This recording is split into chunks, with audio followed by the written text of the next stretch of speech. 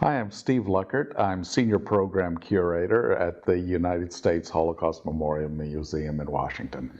Steve, welcome to the Institute for Genocide and Mass Atrocity Prevention here at Binghamton University. It's great to have you here. We're delighted that after a few scheduling glitches on our part that we're able to bring you here, and we're really enjoying your stay. I have to ask you first.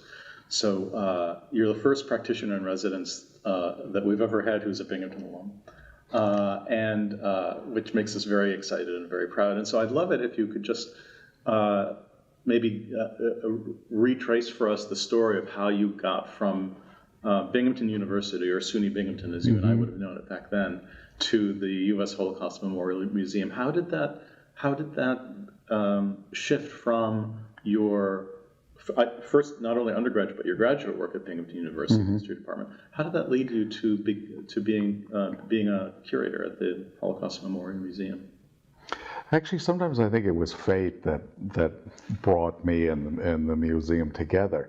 When I look back at my education here at Binghamton, you know, one of the things that struck me is that Binghamton was one of the first universities that I know of to offer the Holocaust as a field of academic study. And that was back in the 1970s. And I remember when I took that first Holocaust course, that was back in 1978. And at that time, there was a made-for-TV film called The Holocaust that really opened up a lot of people's eyes to what happened. And the course was going on at that same time. And what was interesting about that course, that was taught by David Beal, who's now in California, was that it brought together various approaches to understanding the Holocaust. Not only about memoir literature, but the historical literature that was relatively small even at that time, but also approaches from psychologists, psychoanalysts. And so you got a kind of a diverse approach to this field, and that's something that stuck with me. And then later, when I was in graduate school in the history department, I was able to serve as a TA, teaching assistant in Holocaust classes, and that too was enlightening. But I didn't write my dissertation about the Holocaust. In fact, I went back into the late 18th century, and I was working with conspiracy theories and secret societies and politics. But then, when I finished my degree in 1993, it happened to be the same year that the Holocaust Memorial Museum opened up in Washington, and we moved down to the Washington area, and about 6 months or so after that, I joined the museum. And it's been the most rewarding job I've ever had. And it brought me together with some people who were former Binghamton alums who were working in the field of Holocaust studies, and it's just been remarkable. Yeah, thank you. I mean, it's a big, powerful, complicated institution. I mean, with a lot of programs and a lot of activities.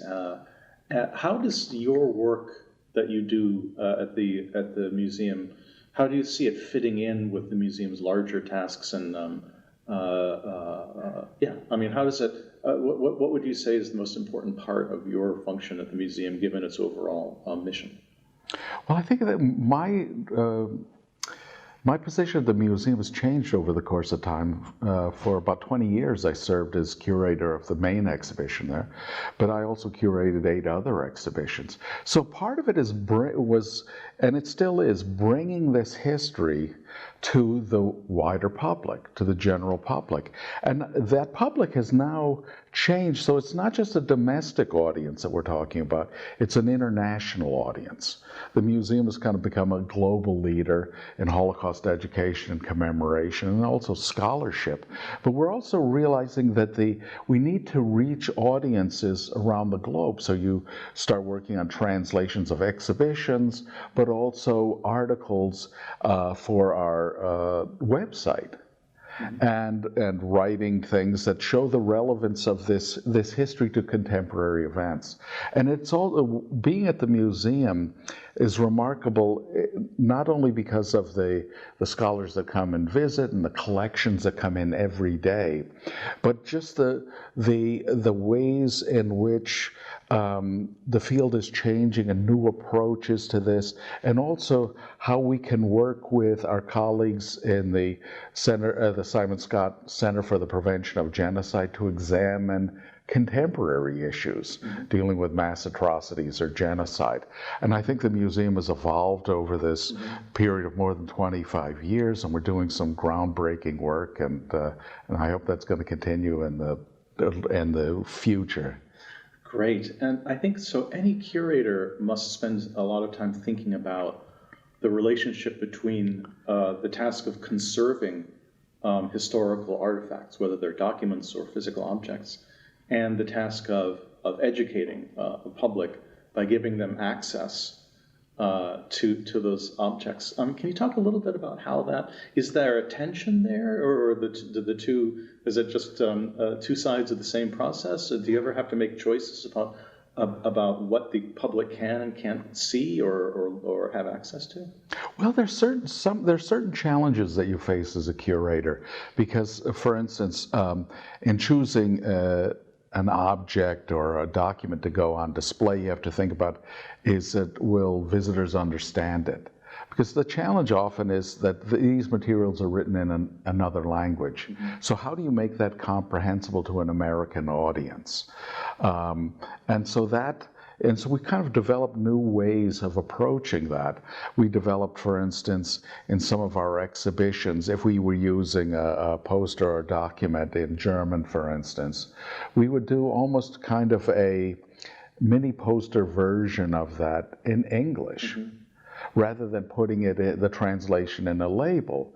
And so it becomes much more readily apparent to the visitor. And so we tried different ways and approaches to make this much more accessible and engaging to our audiences, and particularly for younger audiences.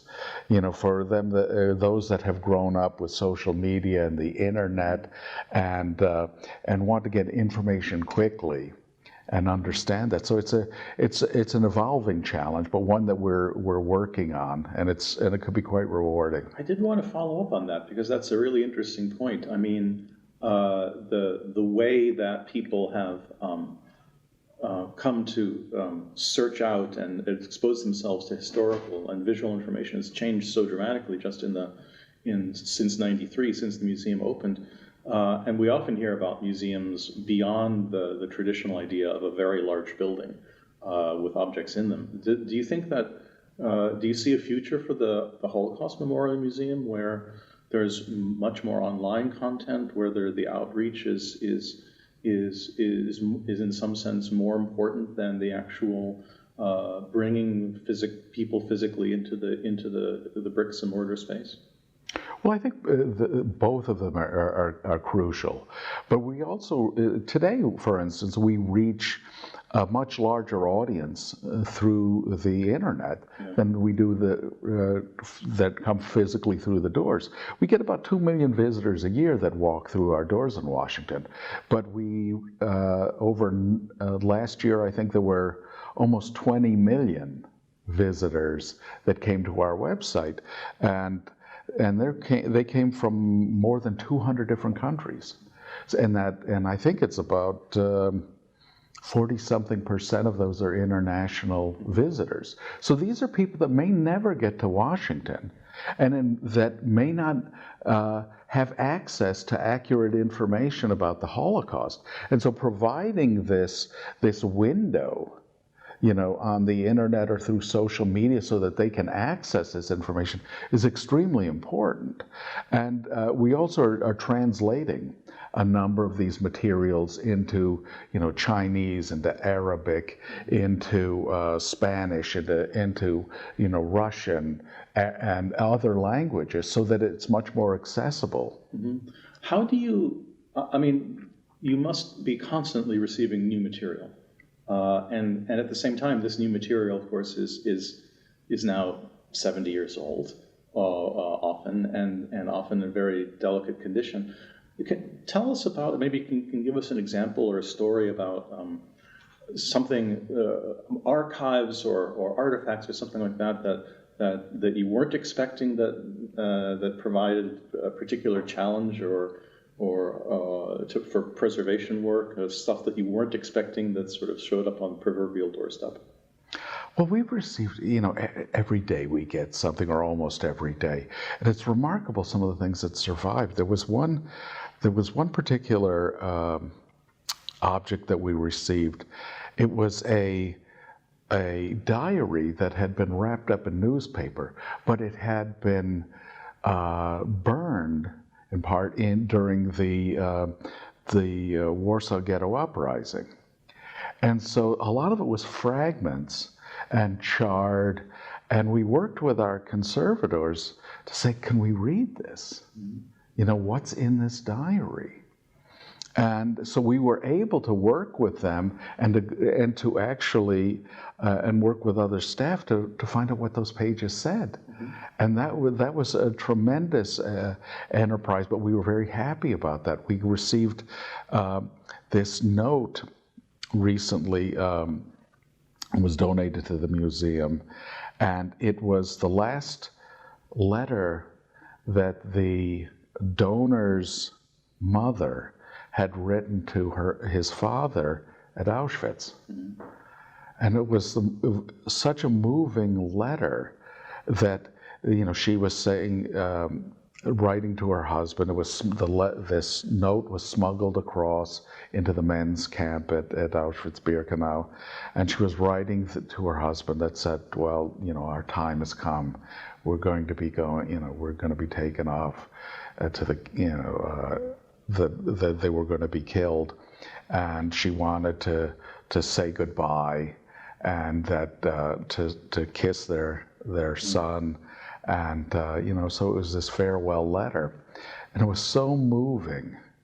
And then we actually had the donor, the son, read that letter. And to me, that was, it showed, first of all, this deeply moving, deeply personal letter that survived. And, you can only, in an exhibition, you could only put that up on display for maybe a year. And then you'd either have to replicate that and create a facsimile or reproduction of that. But also having the survivor's voice in this, it was just remarkable. And things like that, we receive these, or sometimes there was a collection that came in that I was very proud of from Binghamton, which was some people that I had grown up with, and they were collections of little notes that were written by the donor's grandfather. He had been arrested in the Netherlands, taken to a jail, and he smuggled out these notes, and they got to his son. And just these very small things that were very important to that family and to preserving a memory of the grandfather. The grandfather died, didn't survive the war, but these notes from him did. And these are just remarkable things that need to be preserved for posterity. They give a very personal and deeply emotional connection to this history. And so this is something that we're working on, to make sure that this is preserved, not just for today, but for future generations. And that's thank you. That I mean, it is something, I'm sure, that is a topic for any curator such as yourself, who curates in contemporary history, which is that not single point, but that gradual point where the historical events that the museum is recording are now truly historical events, in that there will come a point in the very near future when the last person to have experienced them is gone. And so I wonder, and that sort of transition from living memory into historical event, I wonder, does that process that we're experiencing now, I mean, the youngest survivor of the Holocaust is at this point in their, in their 70s, right? I mean, does that affect at all? Does that enter into the way that you think about your work as a curator, about how you think about the construction of exhibitions, about the way that you think about the educational mission of the that's a kind of a complicated, long-winded question, but I think that you understand what I'm getting at. Yeah. It's for me, there are about 60 or so survivors that work at the museum, the volunteer. And and of course that over time that number is continually dwindling, and you realize that most of those that are survivors today were young kids then. Yeah. And but it's been so rewarding to work with them, and they bring so much knowledge and of what happened, but also the willingness, the desire to educate about that.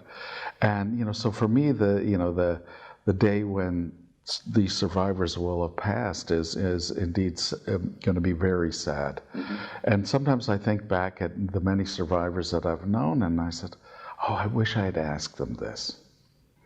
That this is something that, sometimes it's, one of the survivors that I work with, he'll sometimes say to me, he said, sometimes the silliest things come into my head. I remember jokes that people told him from that time. And I said, write them down. It's a way of remembering those people. You might think they're silly and unimportant, but that's a way of remembering people. And sometimes, there are things that we're going to lose because you'll be talking to a survivor, and you'll be looking at a document, and you'll translate it one way, and they'll say, no, that's not what this means. This is code. And then you realize, well, if that survivor hadn't been there, I wouldn't have known that. Yeah. And so that part of that information is going to be lost unless there's a way you can preserve that. But there are different ways in which institutions are working on this. Like, for instance, the Shoah Foundation at USC has worked on creating these holograms of survivors that can be used, and people can ask them all kinds of questions and they can respond. And just documenting, like the Shoah Foundation is documenting not just Holocaust survivors, but those from Rwanda, those from the massacre in Nanjing, and other places, so that those memories aren't lost. And but in the case of the Holocaust, that's only a fraction of those. But so all this, preserving this memory is extremely important, whether those are the artifacts, whether those are the oral testimonies, films, and other things. So, and that's something that the museum has strived to preserve this and to make sure that it's going to be around. Okay, great. And have you ever?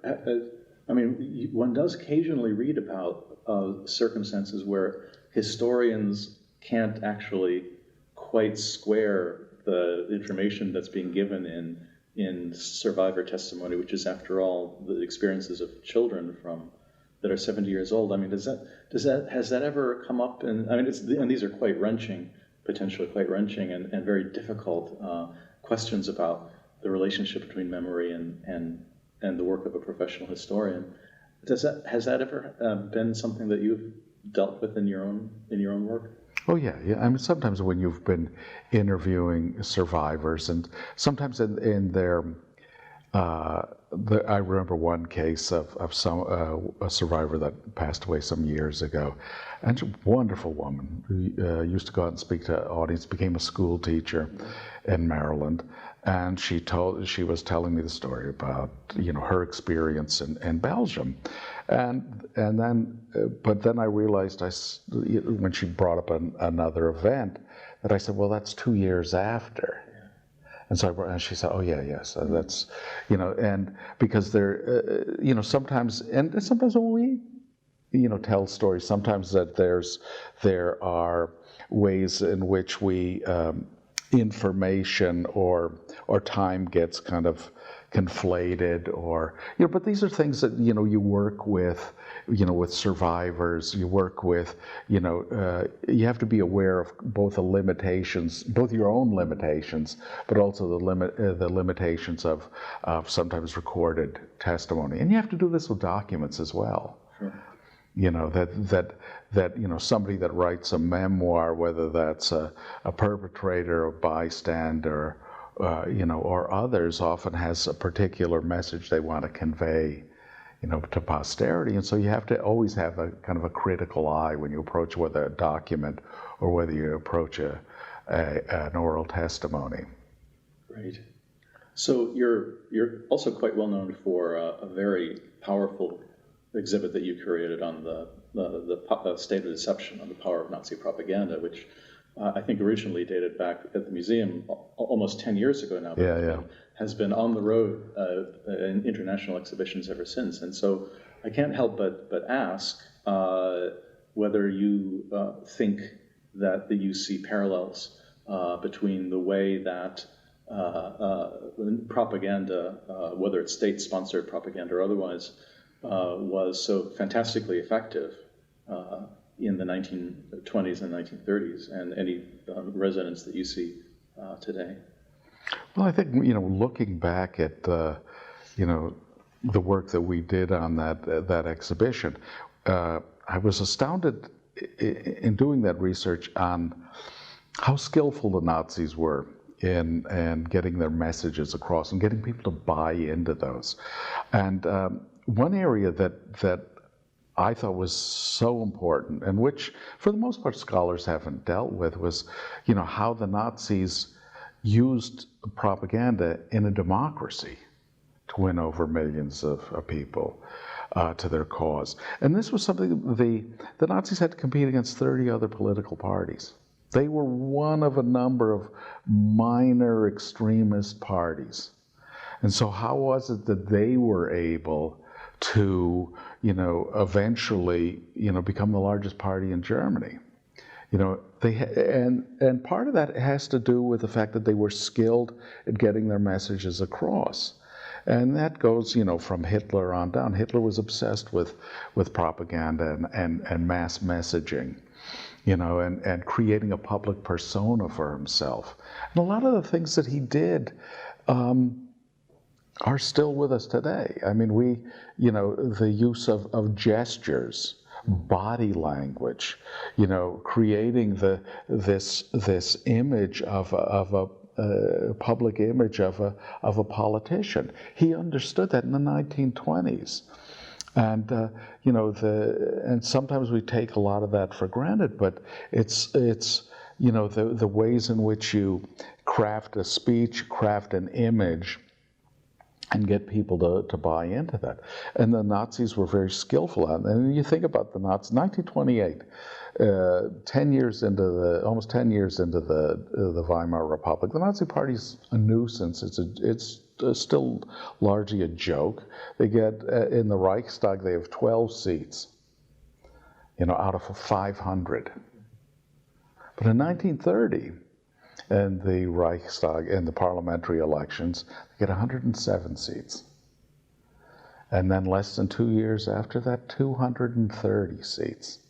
No political party in German history, no political party in world history that I'm aware of, has made that kind of meteoric rise. Now, it happened during the Great Depression, but they had 30 other competitors that could have done the same thing. And a lot of it has to do with the ways in which they skillfully exploited propaganda to get people to support a party that most of them would not have had not supported years before. Mm-hmm. To say, let's give these guys a chance. The Nazis portrayed themselves as outsiders, that they weren't responsible for all the problems that beset Germany, that Adolf Hitler wasn't a politician. He portrayed himself as a common man, like everybody else. He was the unknown soldier in the First World War. And this is perfect in a democracy. It resonates with people that that see, oh, well, he's not the guy that's born with a silver spoon in his mouth, and maybe they are offering a real alternative. And he also understood that you tailored your message to your audience, so that in areas where anti-Semitism was strong, you used it. In areas where it wasn't, you didn't, because you wanted their votes. It doesn't mean that they weren't anti-Semitic, but it meant that they understood that it was important to bring people into the fold, regardless of what you said to them. And so that for me was very moving. And you see a lot of the same techniques being used by a host of different political, for good and for bad. But you also see today, the ways in which extremist groups, and that could be from radical jihadists to the far right in Europe and elsewhere, exploit a lot of the same techniques and to get their messages out, and to use very seductive, powerful messages to win people over. And I think now where maybe we see a difference is that, for instance, with social media, now you can tailor your message to an individual. And that's what a lot of these extremists do. They find out we put out a lot of information about ourselves out on social media. So you can tailor your message to that particular person. And do you think looking forward for the rest of your career and for the Holocaust Memorial Museum, do you find that not just the Memorial Museum, but genocide museums and monuments in general, what's their potential to counter that kind of trend, not only of mass deception, but also that idea of pigeonholing, of targeting that you mentioned? Well, I think Holocaust and genocide museums and centers have an important role to play in all of this, in reaching out to, young people and people throughout the world. And I think they can do that. I think there's so much potential. There's an interest in this history. I think we have to make it more. We have to continually make it more engaging to our audiences. Find the best means of reaching those audiences, and stress the importance of this. Because I think when you look at mass atrocities today or genocide, that didn't stop in 1945. The violence has continued on. And I think we have to come up with ways in which we can use this to prevent it. And I think, working at the museum or the work that you're doing here is going to be instrumental in that. Steve Luckert, thank you so much for talking to us. We're delighted to have you here, and we really hope that you enjoy the rest of your stay here. Oh, I'm thrilled to be here, and thank you very much for having me.